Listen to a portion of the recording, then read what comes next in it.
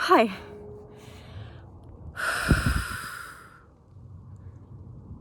I'm Dr. Cheryl Meyer, and I'm a psychologist and a life coach, and thought it was time to make a video about my signature program, what I've created for you guys, for everyone to interact with, and for me too. I mean, because I still keep learning as I create these programs for all of us.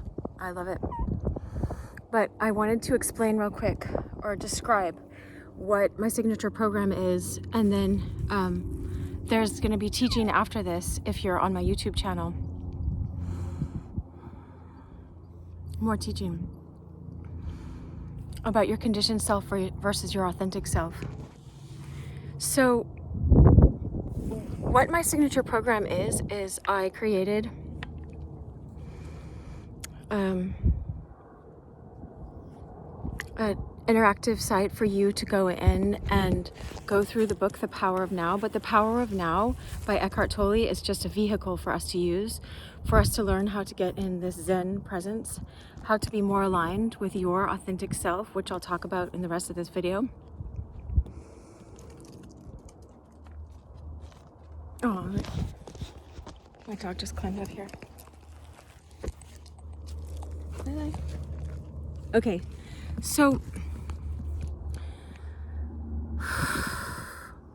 what I did was I created, you'll have 4 1-hour sessions for each chapter. And so, like, there's a chapter on the pain body or a chapter on different aspects of the book. I could do 4 hours on one page of his book because it's so dense. And so lots of people have just read it, and then I practice it in my life. And I just finished another course of Eckhart Tolle's live, and I've taken about 4 other courses in the past 6 months or 12 months, more than 4, of other things. So I kind of look at it like I keep taking these classes to clear out everything in me so I can be present and bring you guys the best of all of those in my being self. And another thing that shows up is here on my YouTube channel. If you're watching it here or watching this on Facebook, if you go to my YouTube channel, I just keep posting videos of what happens in my life, like while I'm skating or while I'm playing my guitar or here where I'm hiking, that I just keep getting in these Zen states. And sometimes I'll get my camera out and capture moments of that, but I don't want to take away from, oh, I didn't get the sun yet, from that state, you know, that state of being. Oh, there's the rays. I felt the rays. So I don't want to take away from that state of being sometimes, and I don't bring out my camera, but because I want to be in the moment, and I don't want to ever have the feeling that I'm doing something for the camera. But today I knew I would be describing my class. So what it is 4 hours of teaching for each chapter in Eckhart Tolle's book. And we have the first 3 months so far. Well, we have it all plugged in. I haven't, anyway. So some of us are in month 2 already, listening to those videos, watching those. And but you're welcome to join anytime. And we also I do a once a week with people in the class, in the course. We have a private Facebook group so that we can talk. It's just a vehicle so we can talk. And also we meet once a week at a Zoom call, a live Zoom call, where you can ask questions about what's coming up in whatever you're reading, or we just talk about being in the now. And why I've picked the now, I forgot I wanted to say that, is being in the now is because it encompasses all religions. So you can be of any religious background. And for me, I grew up with Christianity, and I think my grandparents were Jewish and had to hide that. And I love studying all the Eastern traditions, and the Christian mystics are very close to the Eastern traditions. And so as I find, as I go more into this quiet, it's what Christ was talking about all the time while he was here, and what he was teaching, and how he was living in his own being. And so it takes you to a deeper aspect of your own faith. So if that interests you, then feel free to do that. If you'd like to stay, I'm gonna teach this really, really powerful description. It's what I've been doing in my life, but I'm a holistic life coach as well. And so in my holistic life coaching, they've taught this, and I'm allowed to teach it to my clients. So let's see, I will summarize here, because I don't want to take their exact work, because it's mine to use with all my clients. And so I don't know if you guys are considered, well, you're not my clients on YouTube, but you're my friends. Anyway, so it's about looking at and determining, seeing if you are in your conditioned self or your authentic self. So our conditioned self is our self that's like programmed from our childhood and our experiences. I got her by the harness. Come here, okay. And so she really wanted to come on the walk today. All right, so whoa, look at him. Come here, girl. All right. She's not here for my other video. Well, my video is on my work site. All right. Just sure.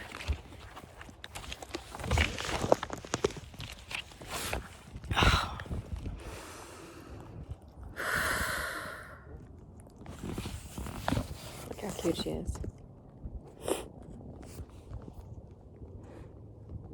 When I got my hair done, I didn't realize it was matching my dog's. I feel like 101 Dalmatians. Okay. So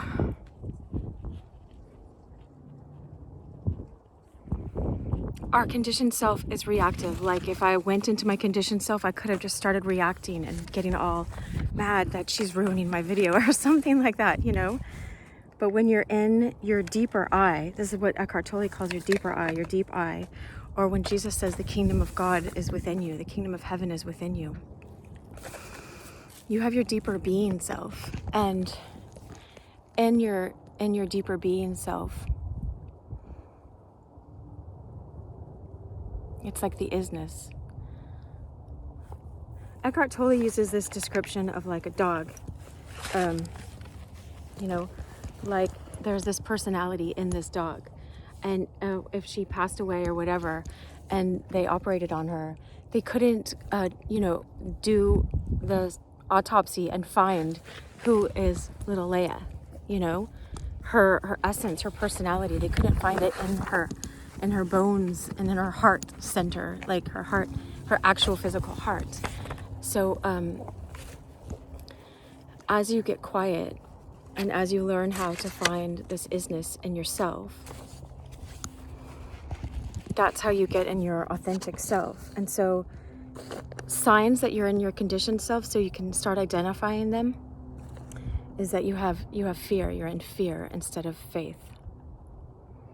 The authentic self trusts and is not worried. Like just now when I was running up here, I was like, you know, there's all these people, like women, men, like all sorts of ages on these trails, riding their bikes and walking. And I just felt like I just got my music going and I felt like running. Like, so I just ran like I was 6 years old run, you know, like just sprinted, you know, knowing that I was going to run out of, like I'd have to sit down and not sit down, but, you know, like walk slow for a while. And I couldn't keep running at that pace. I wasn't running to jog.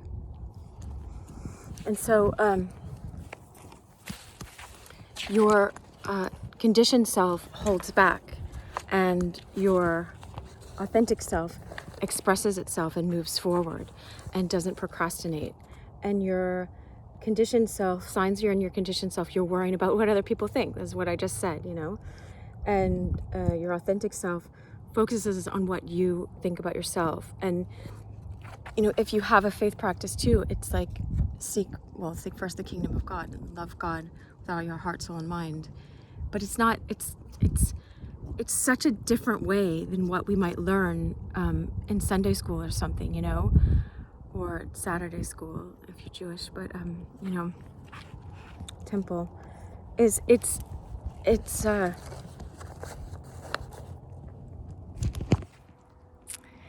if you're created in the image of God, then being your authentic self is a kind of loving. It's like if I'm being my authentic self and not my conditioned self to my kids, and I'm loving them instead of reacting, then I am loving my children by being in that state.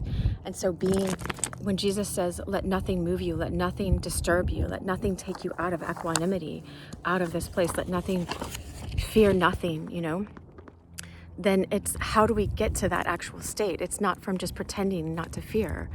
It's by actually learning to be courageous and learning to be in your authentic self and learning to disinvest your interest, your energy in what other people are thinking by practicing doing things, not caring about what other people are thinking, not doing things just to be punk. You know what I mean? Like the punk movement is a very important movement. As I'm sitting here with a pink sweater on, you can wear pink and still be punk. There's something in the bushes over here. And I still haven't determined what animal that is. But anyway,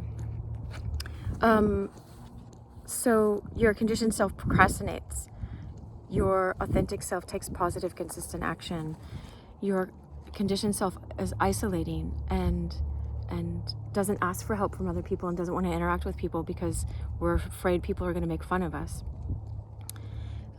And in your authentic self, you get support from spiritual, from the divine, and from within yourself and from others. The conditioned self is all contractive and like this, and when you're in your authentic self, you're expansive, like this horizon, like this valley. You're just like the sky. Ah, I used to know this song at camp. It's like, running bear, love, little white dove, with a love as big as the sky. A running bear, love, little white dove, with a love that couldn't die. This morning, though, what I was running up here singing was, and I don't even know it that well, but I heard it last night and I loved it so much because it just describes how I'm living my life. But it's the Beatles song, I'm Only Sleeping. I have a feeling I'm going to be singing that soon, but it's like, please don't wake me, no don't, something, I'm only dreaming. Anyway, it's really good. It's about being in a Zen state and like, don't knock me out of this feeling because it feels so good. And people think I'm lazy, that's okay. I think they're crazy. Anyway. All right, so the conditioned self is pessimistic about the future and the authentic self is hopeful about the future.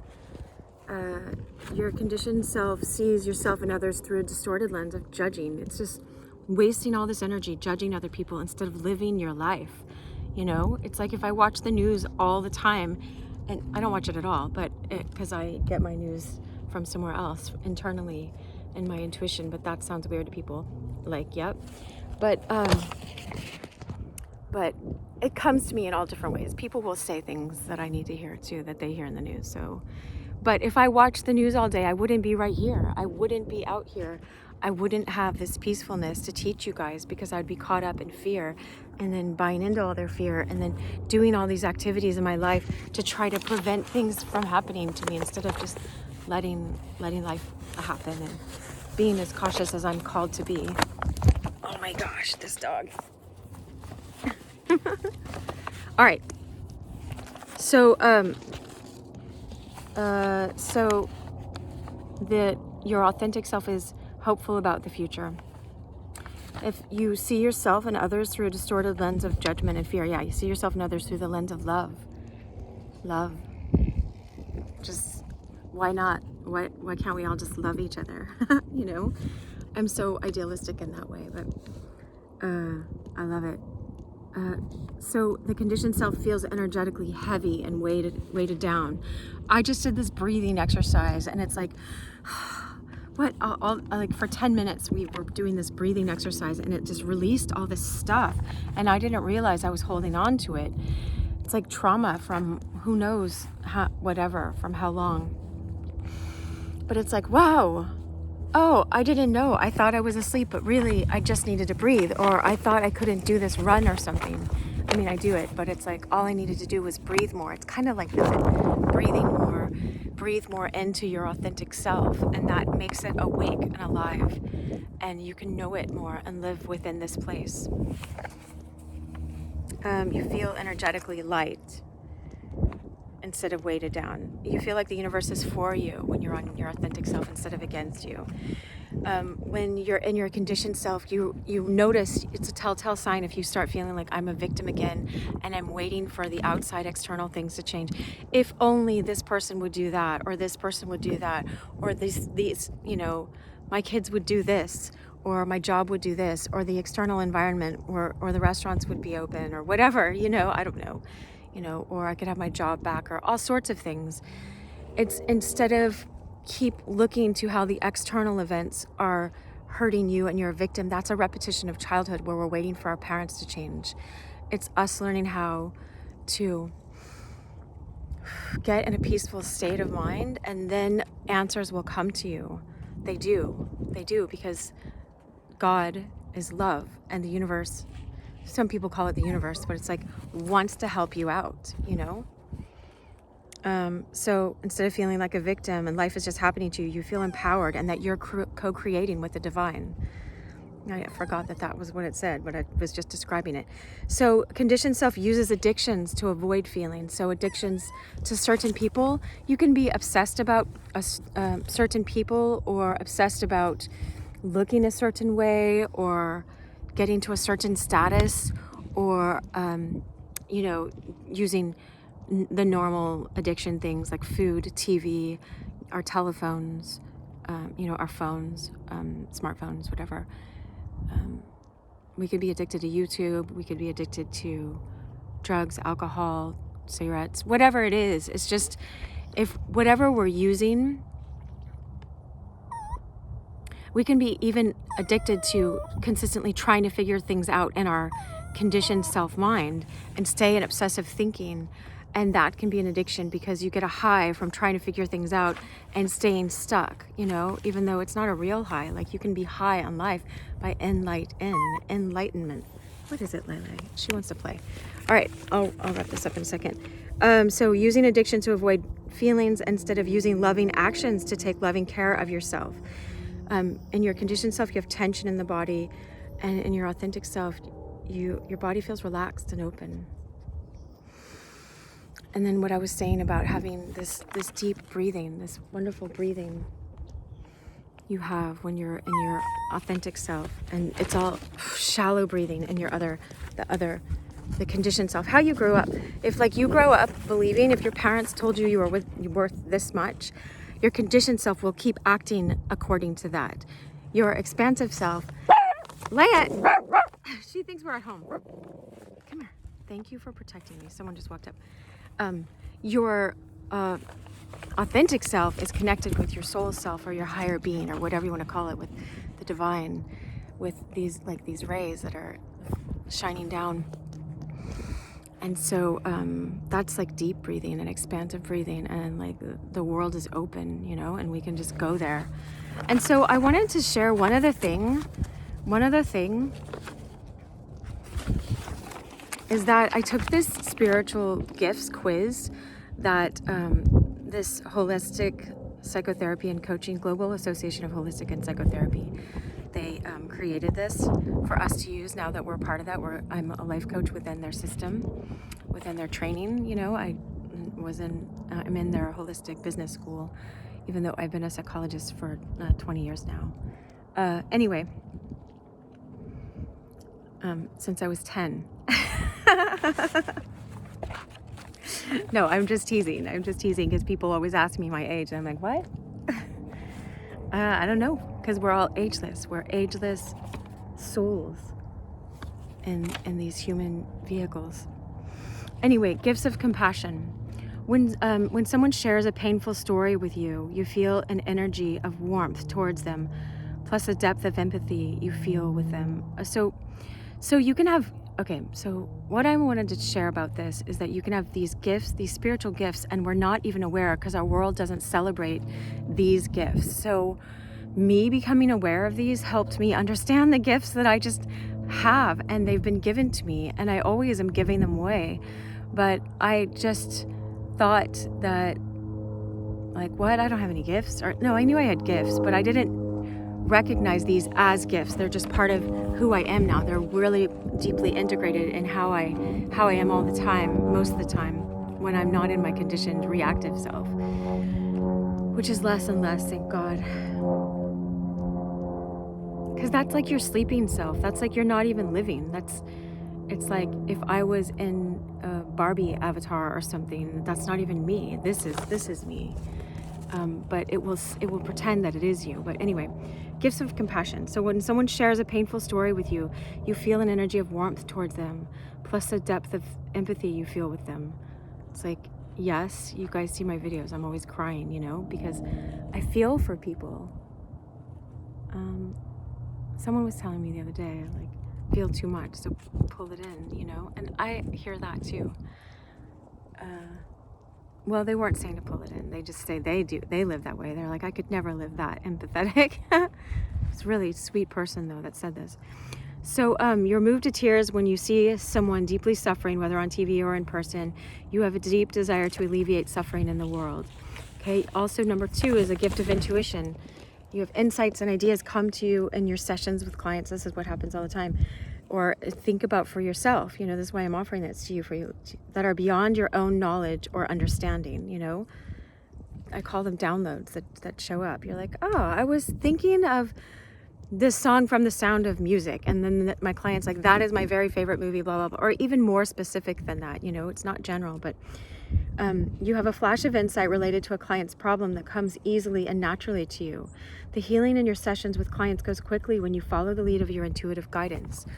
Or in your life, you guys, but we follow this by listening and by practicing, by doing, by acting on this in our lives, not by, oh, it's just 22, not by just, reading about this, And so there's a gift of love. You're open-hearted and you love your clients. People can feel the warmth of love and are attracted to being around you, You come from your heart in everything you do. You infuse love into everything. And then there's a gift of listening. People comment to you, you're such a good listener. You enjoy hearing people's stories, And I'll skip some of this so that their whole worksheet's not here for you. But the gift of spiritual vision. You have visions of the future, whether your clients, for your clients, yourself, or the world. I definitely have visions of how we can all become so much more enlightened, which makes us more loving and more at peace and less reactive and more in your authentic soul self, and more then you're in alignment with what you came here to do and just how to be. Like if you are a rose and you're just acting like, a weed in your life right now because you're so angry about past resentments and you haven't learned how to forgive or how to forgive yourself, then it's like the scent of you is not being expressed. You as a rose, you as this weed that's just like choking everything else up around you and using people as being expressed, instead of you feeling safe and not letting other people use you and not using other people and not being in this interactive exchange thing where it's just, like a marketplace in your life. That's just what's coming up right now. I don't know why, but spiritual vision. Okay, you have the gift of wisdom. You have knowledge and insight that comes to you easily when people share their challenges with you. People come to you frequently for advice. Then there's the gift of creation. You're creative. You can be artistically creative or have creative ideas. Hold on, the dog's on my lap, so I can. She's calm now. You get ideas for programs or workshops. Like I get so many ideas, but this is what I just stayed with when my intuition gave me the power of now, because I love Eckhart Tolle and I love everybody being welcomed, and I wanted to create a course where we could really get into the present and into the now and just do it from whatever perspective we're coming from, if wherever, whatever of spiritual practice you have, or even if you don't have a spiritual practice yet, you want to get deeper into this higher part of you or deeper part of you. So you love infusing creativity in the work you do with your clients. You feel like new ideas and information wants to come through you. At times you feel like you're giving birth to a new idea or a vision. That's all the time. Okay, but I'm just saying for you too. So the gift of humor, you enjoy laughing and laughing with others. You need consistent experiences of fun and laughter. This is my life. This is roller skating. This is what I share with all you guys too.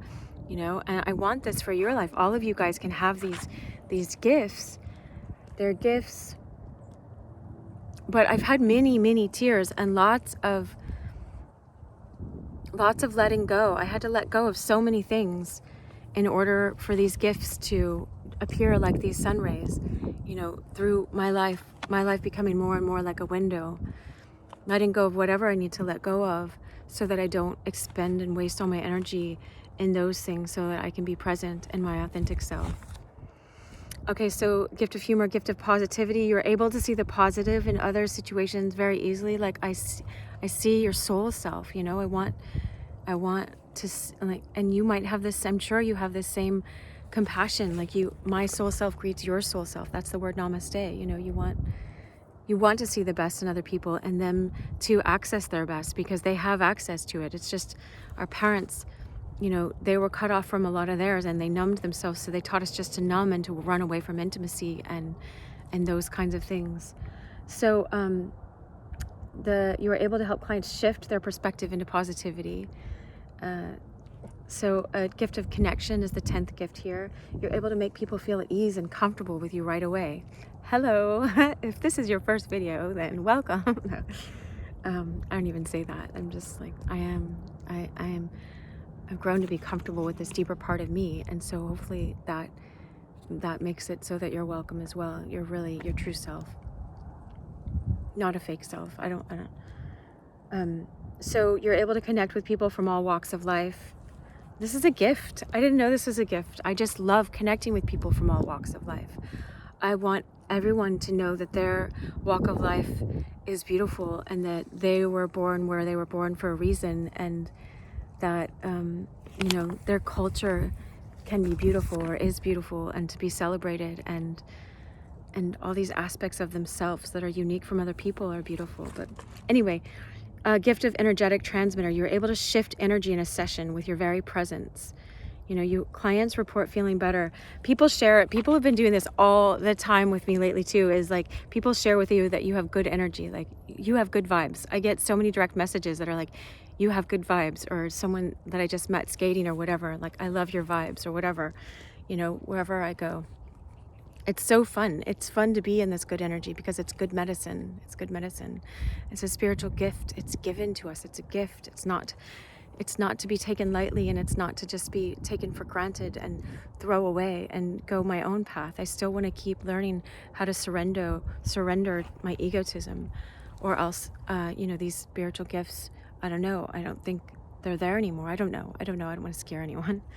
That, so you, the gift of voice healing. So your voice is soothing and healing to people.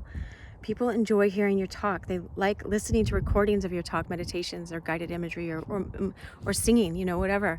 It's so funny. I had a friend, and he doesn't listen. I don't know if he listens to my videos, but he says he just has them on in the background all the time when he was doing his other work, you know. Such a sweet guy. I wrote one of my songs partially about him. My friend that went to Stockholm. I mean, he gave me the imagery for that, for the beginning of that. Anyway, the gift of joy. You uplift people into joy by your presence. You are consistently in a joyful state. And joy is different than fake happy, because I know fake happy. Everyone posed for this picture, and like, you know, you never even talk to the people the whole time, but like, we all have to be in a picture, and like, I don't want to put them down. I don't want to judge. I don't want to move into judgment. But like, learning how to be in true joy is learning how to face difficult situations and still keep breathing, you know? I was with someone yesterday skating, and he said that, you know, the back the back window of his car blew out, and I just skimmed past what he was saying. I'm like, okay, let's skate, let's all skate. You know, we were all skating. And then I stopped and I asked him, I'm like, how did you deal with that? How did you deal with that as a man? Because as a woman, I could go in my reactive state and be like, oh my gosh, like that's gonna be, because it was $400, you know, that's gonna be $400, and that's gonna be all this time, and I don't have this time. And he was just like, yeah. I just looked at it like, you know, oh, God had something different planned for my day. And he wasn't like just trying to be religious. He was just like, you know, something, he wasn't just silver lining it. It was just like, I mean, you can look at the silver lining, but he really just felt like, you know, just take it as it is, take care of it, and be present, and don't lose your cool, pretty much. But in this joyous way. But it's taken me so much pain to get to this joy. Like, it doesn't have to be, I don't know what it has to be for you, but anyway, people comment about your joy and that you're a ray of sunshine. That's so funny, because the rays of sunshine always show up in my videos. Did you realize how spiritually gifted you were? Now that you've identified these gifts clearly, your next step is to begin to value these gifts at a very high level. All right, so me sharing this in a video with you was me starting to value these gifts at a higher level than I was, and seeing them on a higher level. And so let me just be present with you for a little bit longer. Oof.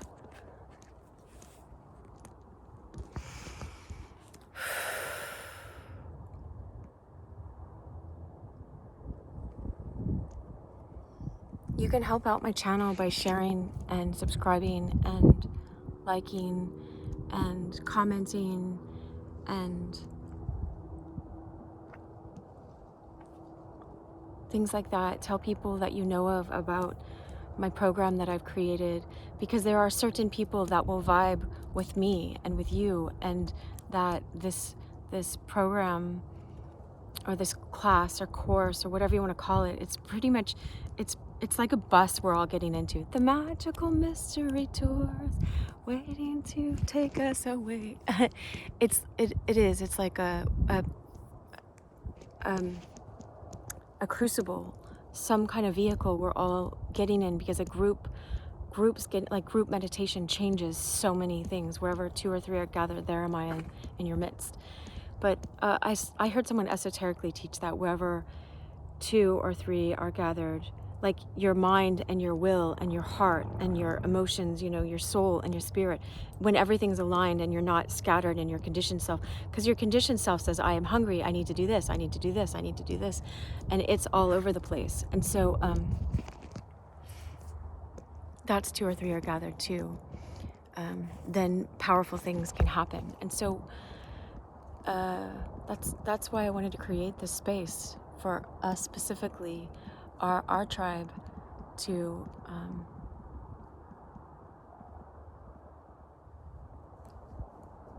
find a place together.